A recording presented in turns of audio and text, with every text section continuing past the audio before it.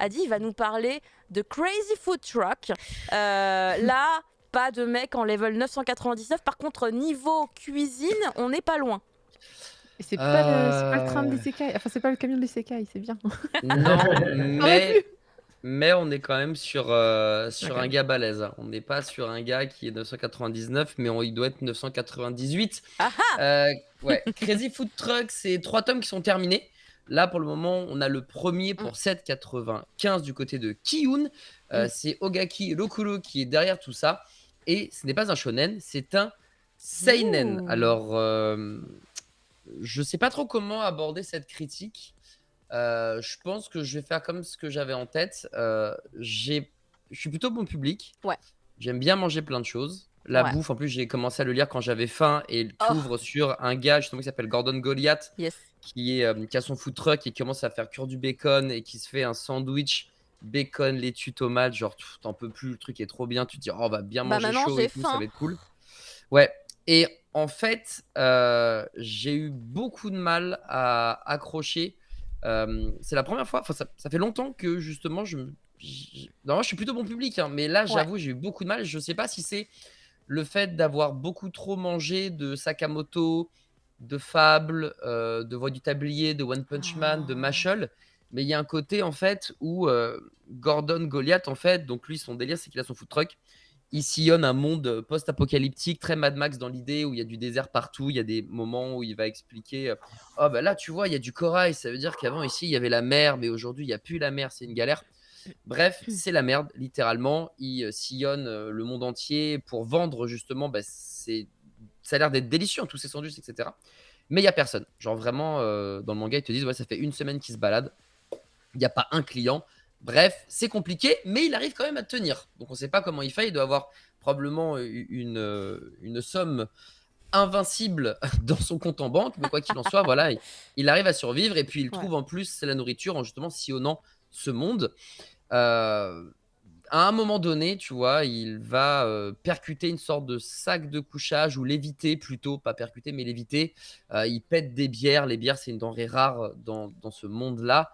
Et il va aller voir qu'est-ce qui s'est passé, pourquoi il y a ces sacs de couchage. Mais c'est normal. Dans ce monde-là, il y a des personnes qui dorment autant qu'ils peuvent là-dedans, parce que bah, c'est la misère pour tout le monde. Donc voilà, on survit comme on peut. Et en fait, il se rend compte qu'il était à 2 doigts d'écraser une gamine, hein, qui est totalement nue et qui dort avec une gigantesque peluche en forme de chat, on va dire, ou démon Mm. chat, un truc comme ça. Et en fait, c'est pas l'accident qui la réveille, c'est la nourriture. Elle crève de faim, donc elle va foncer dans son camion. Elle mange, mais tout le temps. Et lui, Gordon Goliath, il est plutôt content, puisque comme personne ne mange, eh ben lui, ça lui fait plaisir.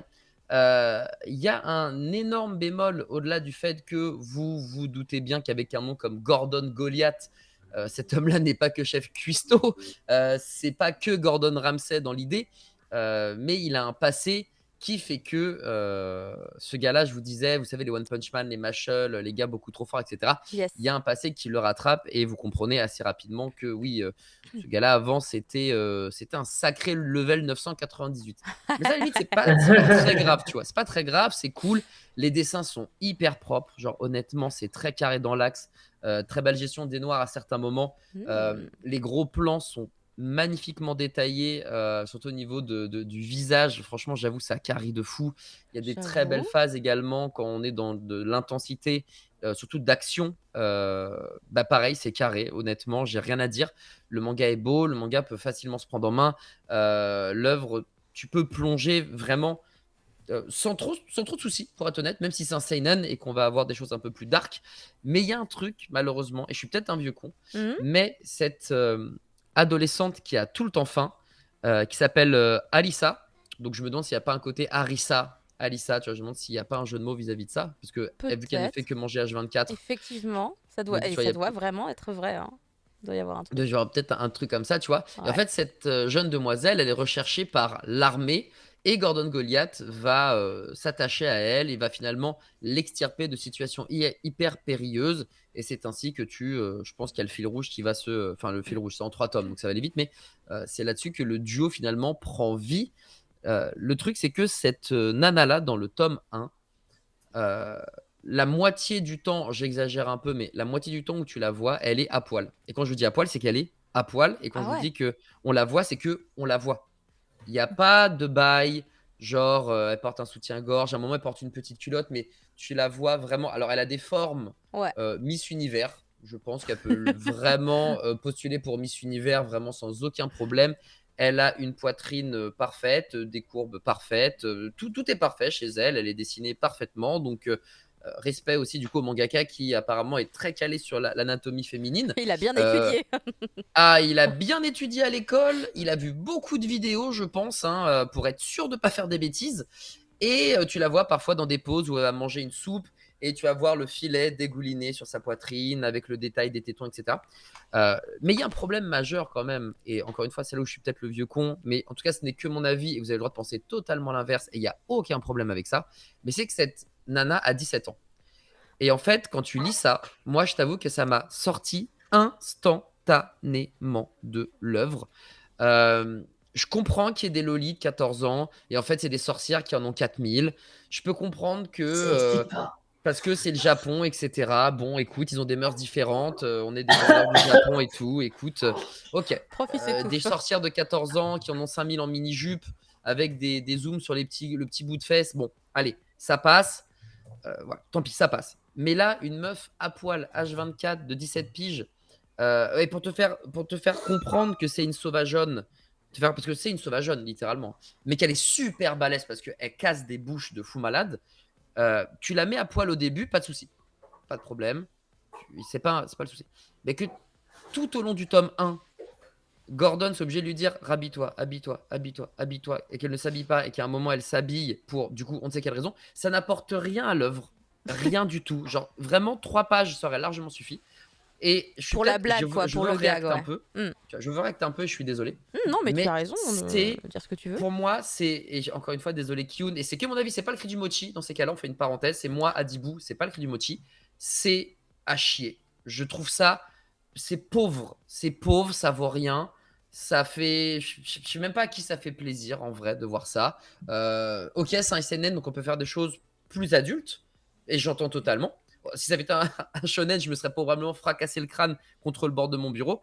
Mais merde, genre moi, j'accepte beaucoup de choses qui sont peut-être borderline et limite, mais parce que ça aide l'œuvre et on la comprend, même des choses hardcore, de l'humour noir, du racisme quand le personnage est raciste, parce que ça apporte quelque chose à l'œuvre que tu lis ou que tu regardes. Mais là, c'est de la merde. Et vraiment, là où j'aurais pu passer un bon moment parce que le dessin est beau, parce que c'est rythmé, la narration est marrante, enfin est bonne plutôt, il y a pas mal de gags réussis, eh ben la voir H24 anglaise, franchement, moi, je l'ai lu et j'étais en mode, bon, allez, on passe à la suite. Elle est à poil. Bon, elle est à poil. Elle est à poil. Elle a une petite culotte, mais elle est à poil. Et puis, il n'hésite pas, tu vois, comme je t'ai dit, il est détaillé dans les gros plans. Il est tout aussi détaillé quand la nana est comme ça et qu'elle regarde Gordon. Gordon qui, Dieu merci, est impassible et lui dit tout le temps de se rhabiller. Donc, heureusement, le héros, un peu papa dans l'idée, fait que c'est bon, on souffle un Lui, peu. c'est un bon personnage. Lui, c'est un bon personnage. Ah, mais lui, c'est un bon personnage. Il est charismatique. La moustache lui va très bien. Il est plein de il est plein de bon cœur. Il est humain. Il est juste. Son passé, malheureusement, on va le rattraper très vite. Et son passé n'est pas du tout rose. Et je pense que c'est pour ça qu'aujourd'hui, il compense et qu'il est parti dans une vie de food truck, mais quand même armé d'un canon qui tire des missiles de fou malade. Donc tout ça, il y a plein de bonnes idées. Mais ça, vraiment, on rompiche. Moi, ça m'a pas plu plus que ça. Et du coup, malheureusement, je suis obligé de passer à côté de cette œuvre-là, alors que potentiellement, j'aurais adoré, parce que ça peut clairement être ma cam. Donc, je sais pas quoi vous dire sur Crazy Food Truck. Le meilleur bail, c'est que vous le fassiez votre avis par vous-même. Encore une fois, moi, ce n'est que ça qui me gêne terriblement et qui fait que j'ai pas envie de le lire et j'ai pas envie d'aller plus loin. Maintenant, si vous êtes OK, parce qu'effectivement, justement, j'ai parlé de ça en live avec un pote, il m'a dit putain, t'es sûr? Moi, je l'ai lu, il y avait écrit 19 ans. Bah, frère, j'ai le PDF officiel de l'éditeur. Je veux dire, le mec, ils se sont trompés entre 17 et 19. Je veux dire, c'est pas les mêmes kanji, c'est pas la même prononciation. C'est bizarre. Entre Q et Nana, ou c'est quand même, c'est pas pareil, bizarre. quoi. Donc, Bah bon, je sais pas bizarre. trop. 19, tu vois, même 19, j'aurais plus accepté. J'aurais trouvé ça lourd, mais j'aurais pas trop pété un câble. J'aurais été en mode, c'est c'est vraiment relou. Mais là, du coup, tu passes vraiment sur le côté mineur. Voilà. Et en fait, le mot food, par contre, bah ouais, il va faire des super repas, ça va être marrant. Là, on voit un calamar géant. Mais c'est Ils vont Cthulhu le chasser. et Voilà, c'est un crossover. voilà, c'est un crossover qui est rigolo. Calamar, poulpe, pieuvre, voilà, pierre, papier, ciseaux. La Et du coup, la totale. food est très bien représentée. Quand tu vois la bouffe, tu as vraiment envie de manger. C'est super intéressant parce qu'il crée des recettes contemporaines mais avec des produits inventés à cause, oui, à cause de ce qui se passe dans ce monde post-apocalyptique. Donc c'est vraiment très bien au niveau de la food et tout. C'est mortel, l'action est mortelle. Juste Harissa, fallait la rhabiller 20 000 pages avant et pas attendre quasiment la fin du tome pour te dire ah yes c'est bon elle va enfin s'habiller, sachant que quand elle s'habille elle met un poum poum short et un décolleté comme si elle avait rien, mais au moins s'habiller. Voilà, ça franchement ça m'a saoulé, donc désolé les gars et les filles, moi Crazy Food Truck ça m'intéresse pas, mais si vous passez à la Fnac dans votre librairie machin et bidule, feuilletez-le quand même, et si ça vous plaît et que ce côté 17 piges à poil pendant 20 ans ça vous dérange pas, eh bien écoutez, let's go. Eh bien, merci pour ton avis sincère et honnête. C'est ce qu'on veut en fait dans le cri du mochi. On n'a jamais imposé le moindre avis à aucun des chroniqueurs. Tout le monde ici a le droit de dire ce qu'il pense sincèrement d'un titre. Et il y a eu déjà des critiques véhémentes sur d'autres séries. C'est déjà, tu n'es pas le premier, Adi. Je suis désolée. Eh ben, cool. You're Tant not mieux, the tant mieux. first. I'm sorry. Tant mieux. Mais encore une fois, voilà, moi je n'émets aucun jugement et si vous kiffez l'œuvre, allez-y. En plus, il n'y a que 3 tomes, donc c'est cool d'avoir des séries courtes. Donc voilà, vraiment faites ce que vous voulez. C'est juste, moi, mon avis perso, je passe la main alors que ça aurait pu être un titre vachement cool. C'est dommage. Très bien. Merci pour tous ces détails. En tout cas, sur les illustrations qu'on a eues, Dieu soit loué, on la voit pas à poil. Elle est tout le temps habillée. Donc en fait, moi, j'aurais même pas détecté qu'il y avait ce genre d'aspect dans l'œuvre. Donc grâce à toi, on le sait. Et effectivement, comme tu l'as très bien dit, chacun peut se faire son avis en allant du coup jeter un œil. Mais toi, tu as donné le tien, tu as expliqué de quoi ça parlait. Enfin, je trouve que tu as été très clair. Donc il n'y a pas besoin évidemment de revenir là-dessus. Merci Adi. D'ailleurs, tu vas venir nous reparler d'un autre manga dans quelques instants.